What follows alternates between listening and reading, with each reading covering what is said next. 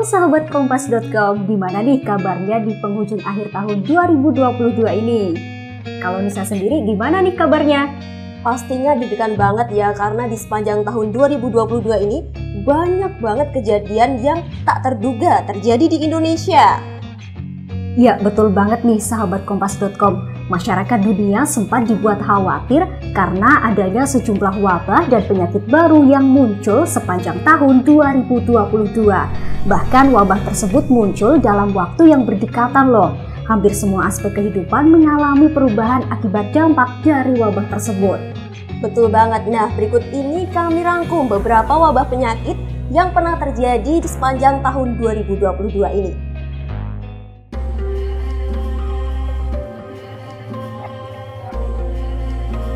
Mendengar kata COVID-19 sudah tak asing lagi bagi seluruh lapisan masyarakat.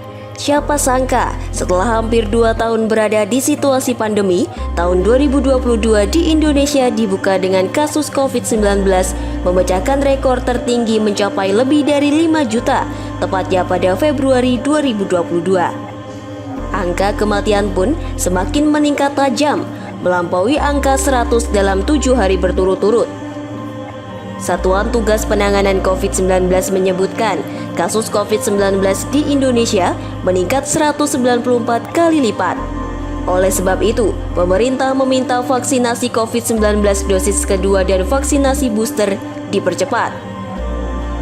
Pemerintah Indonesia menargetkan vaksinasi perlu dituntaskan untuk mencegah penyebaran virus COVID-19. Hingga pada akhirnya, di bulan Maret, vaksin booster menjadi syarat wajib untuk bepergian. Sisi baiknya, di bulan ini umat Islam diperbolehkan melaksanakan tarawih berjamaah dengan menerapkan protokol kesehatan. Presiden Joko Widodo pun memastikan bahwa masyarakat diperbolehkan mudik pada Lebaran tahun 2022 setelah 2 tahun masyarakat terkurung pandemi COVID-19. Menimbang kondisi pandemi COVID-19 yang terkendali, tahun ini pemerintah kembali membolehkan perjalanan mudik. Masyarakat dapat kembali merayakan hari raya bersama keluarga dan sanak saudara di kampung halaman. Setelah pelonggaran protokol kesehatan, sayangnya di akhir bulan Mei, virus COVID-19 varian terbaru Omikron BA4 dan BA5 teridentifikasi masuk ke Indonesia. Meski begitu, WHO telah memastikan bahwa kedua subvarian tersebut tidak lebih parah maupun menular dibandingkan subvarian sebelumnya. Namun, di akhir Juni, tepatnya 29 Juni 2022, kasus COVID-19 mulai meningkat di 110 negara termasuk Indonesia akibat subvarian Omikron BA4 dan BA5. Pemerintah pun menerapkan aturan pemberlakuan pembatasan kegiatan masyarakat serta menargetkan distribusi vaksin secara adil dan merata. Pada Agustus 2022, pemerintah akhirnya memutuskan tetap memperpanjang PPKM. Seluruh wilayah Jawa dan Bali berstatus level 1. Pertimbangan tersebut berdasarkan kondisi faktual di lapangan dan berdasarkan survei menunjukkan mayoritas masyarakat sudah memiliki antibodi. Mulai September 2022, masyarakat bisa sedikit bernafas lega. Pasalnya, pemerintah mulai melonggarkan kegiatan masyarakat seperti pembelajaran tatap muka mulai dapat dilakukan dengan terbatas. Untuk kegiatan pada sektor esensial dan non-esensial, para pekerja bisa mulai bekerja dari kantor bagi pegawai yang sudah divaksin. Sementara untuk supermarket, pasar tradisional, toko kelontong, pasar swalayan, restoran, tempat makan, mal, pusat perbelanjaan, dan fasilitas publik lainnya, serta resepsi pernikahan dan transportasi umum, operasionalnya mulai dapat berjalan normal. Mutasi varian baru COVID-19 belum berhenti di situ. Menuju akhir tahun 2022, Kementerian Kesehatan mencatat adanya 4 kasus terkonfirmasi varian XBB di Indonesia. Varian baru ini segi vitalitasnya dinilai lebih rendah, sehingga tidak begitu berdampak pada masyarakat. Wah sahabat Kompas.com, ternyata belum selesai wabah COVID-19 dengan varian-varian barunya. Tapi sudah muncul lagi wabah baru yang penularannya bisa terjadi antar manusia melalui hewan loh. Monkeypox atau cacar monyet menjadi salah satu wabah yang menghantui Indonesia tahun 2022 selanjutnya.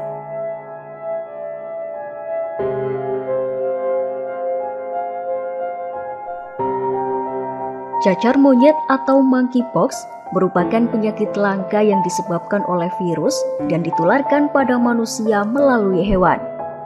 Virus ini rentan tersebar terutama di kawasan Afrika Tengah dan Barat. Temuan cacar monyet pertama kali di Indonesia diumumkan oleh Kementerian Kesehatan pada Sabtu 20 Agustus 2022.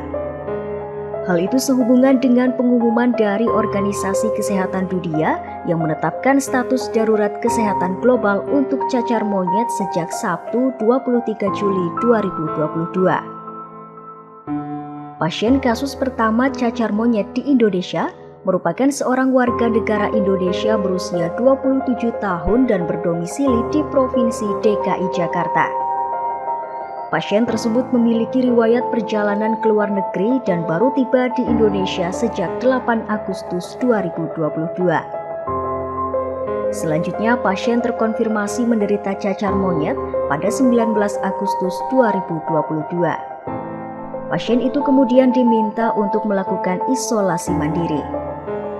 Berdasarkan laporan, pada bulan Agustus 2022 sudah ada 70 negara yang melaporkan kasus cacar monyet di mana WHO mencatat terdapat lebih dari 40.000 kasus cacar monyet yang dikonfirmasi di seluruh dunia. Masih di bulan Agustus, dalam rangka upaya pencegahan penyebaran cacar monyet, Kementerian Kesehatan melakukan beberapa upaya. Nah, ini mengingatkan kembali untuk disampaikan komunikasi risiko ini kepada masyarakat. Yang pertama, perilaku hidup bersih dan sehat plus protokol kesehatan tetap menjadi bagian kesadaran, bagian kebutuhan bagi kita semua.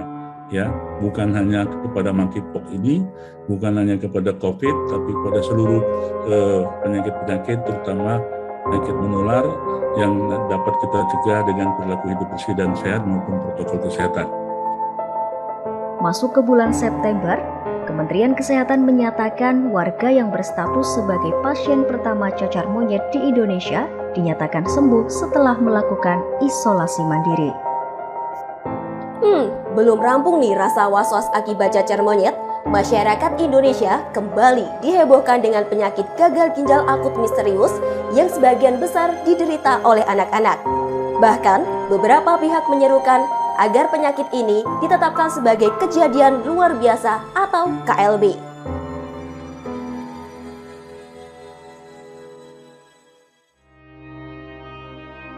Gagal ginjal akut misterius mulai merebak di Indonesia sejak bulan Oktober 2022. Menurut Ikatan Dokter Anak Indonesia, melaporkan terdapat 192 kasus gangguan ginjal akut misterius hingga 18 Oktober 2022. Kasus-kasus itu ditemukan di 27 provinsi di Indonesia. Menteri Kesehatan, Budi Gunadi Sadikin, mengungkapkan dugaan penyebab kasus gagal ginjal akut misterius yang mayoritas menyerang anak di bawah usia 5 tahun itu adalah karena adanya senyawa kimia yang mencemari obat-obatan sirup. Menurutnya, senyawa kimia ini mampu membuat ginjal rusak karena dapat memicu adanya asam oksalat dalam tubuh dan selanjutnya menjadi kristal-kristal di dalam ginjal. Menanggapi hal itu, Kemenkes kemudian menginstruksikan tenaga medis pada fasilitas pelayanan kesehatan, termasuk para dokter dan seluruh apotek, agar untuk sementara waktu tidak meresepkan obat cair atau sirup kepada pasien atau masyarakat. Sejak kita umumkan tanggal 18 Oktober tahun 2022, di mana kita mengumumkan larangan penggunaan atau pemakaian obat sirup atau cair sampai dengan selesainya penelitian atau penyelidikan. Larangannya bersifat sementara dan sejak itulah kasus penambahannya tidak terlalu banyak, kemudian juga angka kematian menurun. Kementerian Kesehatan menemukan 102 obat sirup yang sempat dikonsumsi pasien gangguan ginjal akut. Jumlah obat yang ditemukan berasal dari 156 rumah pasien yang didatangi pihak Kemenkes. Obat-obat sirup itu lantas ditarik peredarannya dari pasaran. Kasus gagal ginjal ini tak berhenti sampai di situ. Sampai saat ini, BPOM dan pemerintah masih terus berusaha menuntaskan upaya penanganan pasien gagal ginjal akut. Upaya hukum juga masih berjalan, baik dari keluarga pasien korban gagal ginjal akut yang menuntut ganti rugi Kemenkes dan BPOM maupun proses penyidikan terhadap perusahaan farmasi yang diduga bandel. Wah, ternyata banyak banget ya rentetan wabah penyakit yang terjadi nih di sepanjang tahun 2022 ini ya hari ini. Ya, betul banget Anissa dan juga sahabat Kompas.com. Rentetan sejumlah wabah dan penyakit baru yang muncul sepanjang tahun 2022 ternyata menambah catatan baru dalam sejarah dunia loh. Dan tahu nggak sih Nis, ribuan bahkan jutaan orang meninggal dunia akibat dampak dari wabah ini. Kalau menurut Anissa gimana nih? Nah, berkaca dari rentetan wabah penyakit yang terjadi nih di sepanjang tahun ini, kita harus senantiasa mawas diri dalam menjaga kesehatan, kebersihan, dan jangan sampai lengah untuk peka terhadap lingkungan sekitar kita. Oke sahabat Kompas.com, itu tadi sejumlah wabah yang menghantui Indonesia sepanjang tahun 2022. Saya Arini Kusuma. Saya Anissa Nurma. Sampai jumpa.